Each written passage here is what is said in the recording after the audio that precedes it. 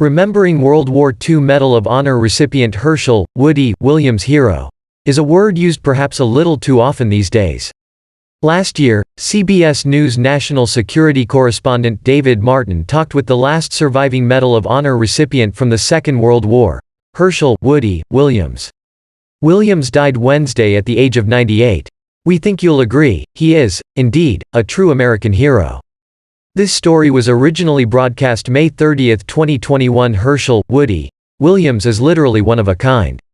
At the age of 97 he is the last living recipient of the Medal of Honor from World War II.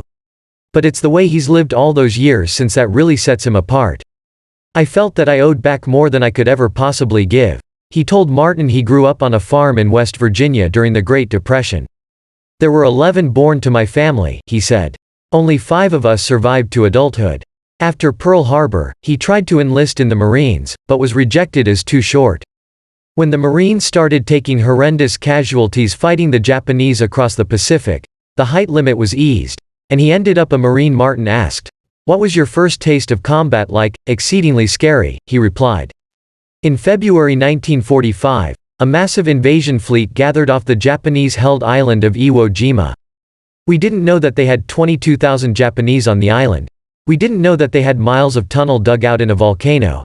Williams said the Japanese held their fire until after the Marines had landed, and then turned the beach into a slaughterhouse.